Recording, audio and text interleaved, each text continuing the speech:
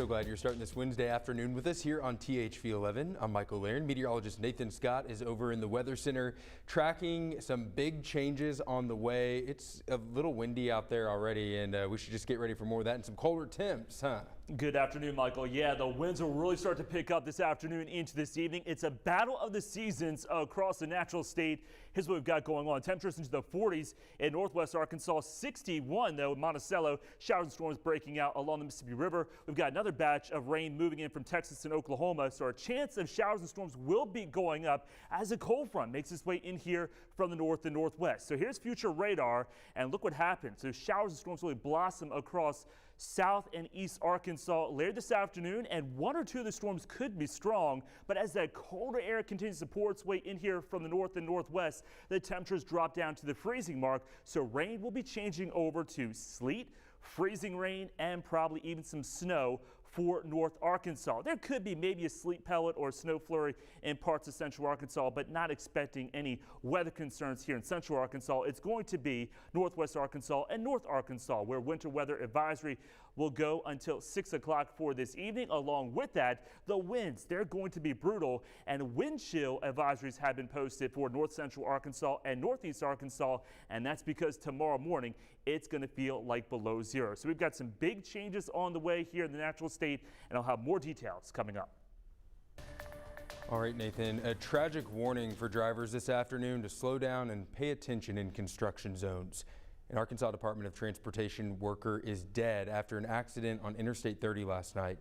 According to officials, the worker, who has now been identified as 69-year-old Winfred Petty of Hensley, was putting up a sign to temporarily shut down the highway for overnight construction when a car hit him. We're following this story closely. We'll have more from RDOT tonight at 5 and 6. Yesterday's COVID-19 report brought some good news and bad news as Arkansas continues fighting the Omicron surge. A little more than 3,200 new cases were reported on Tuesday, and our active cases dropped for the second day in a row. But yesterday's report also showed the highest number of hospitalizations during the pandemic. More than 1,400, actually close to 1,500 people are currently in the hospital with the virus.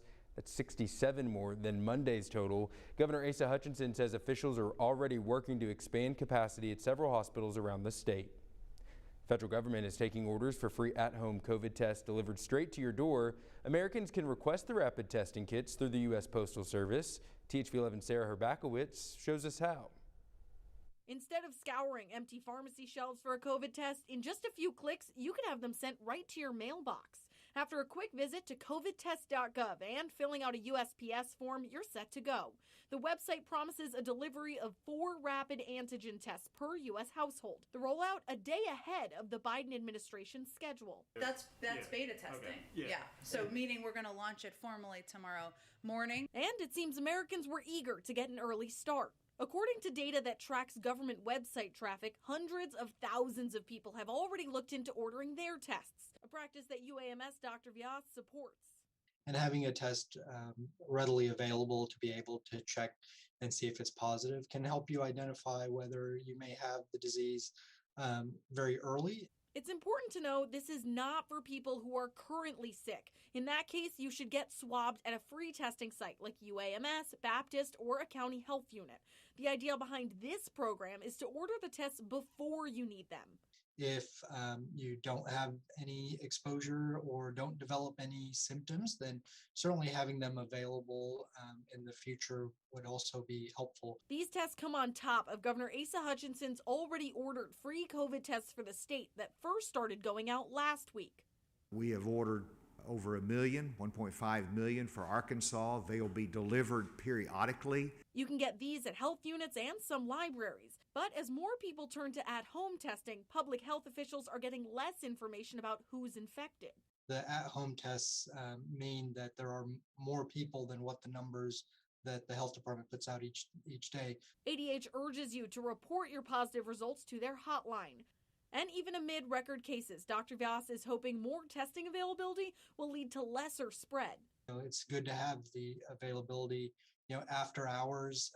It may be that this is the easiest way to get a test.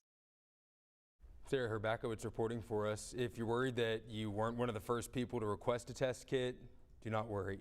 According to the website, there are enough for every residential address in America. And we've made it even easier for you to find the website. All you have to do is text the word TEST, T-E-S-T, to 501-376-1111. We'll send you a link with more information about the test and easy access to the website. We'll send that straight to your phone. The Biden administration is making plans to ship 400 million N95 masks to U.S. pharmacies and community health centers across the country. Those coverings will come from the Strategic National Stockpile. They should be available next month. Health experts say we need the better quality masks for protection from the Omicron variant, and many people are happy to make the switch. The reason I like those is they seal better up here at the nose, and when I'm working with the glasses, it's a lot easier to see. So if it offers better protection, okay, great. I'm willing to wear it. COVID case counts are dropping in the Northeast, but nationwide hospitalizations are sky high. That includes right here in Arkansas, as we heard. The 7-day average across the country is topping 137,000. As we enter the third year of the pandemic, hospitals are dealing with another problem, an unprecedented blood shortage. The Red Cross is declaring an emergency for the first time ever and says the pandemic is compounding problems. Omicron has led to fewer donors and blood drive staffing shortages. The winter weather only makes things worse.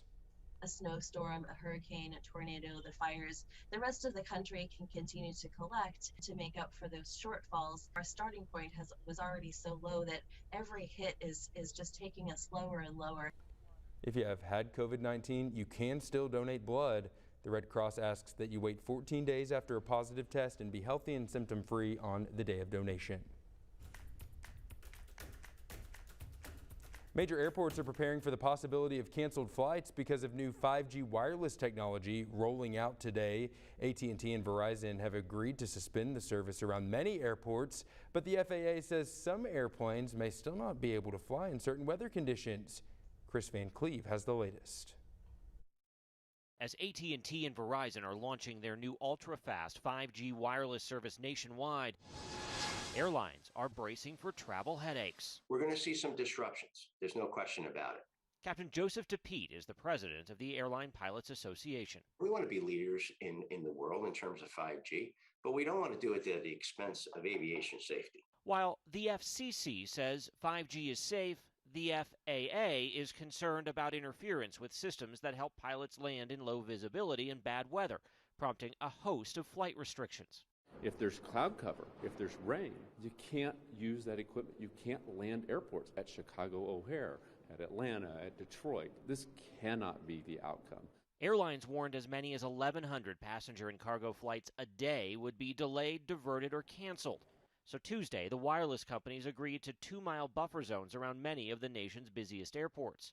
The FAA says that will reduce the worst disruptions, but it has approved just 45% of airliners to operate in all weather conditions where 5G is active. Airline industry analyst Henry Hartevelt. This could have a disproportionate effect on people who live in mid-sized and smaller towns where they're dependent on smaller airplanes that are not on the approved list. Even something as benign as fog at a major U.S. airport could cause lengthy delays to ripple across the country. Already, some international airlines have canceled flights to the United States. Chris Van Cleve, CBS News, Denver. The nation's airports say many cargo shipments have already been impacted. Do you use mobile money apps for your business or side hustle? The new year brought on some new tax requirements you need to be on top of. We break it down for you at 12:16. Nathan. And it looks cloudy and calm right now, but get ready because the winds will be picking up and we got some wicked cold headed in our direction tonight into your Thursday, lasting through Friday. I'll have the details next.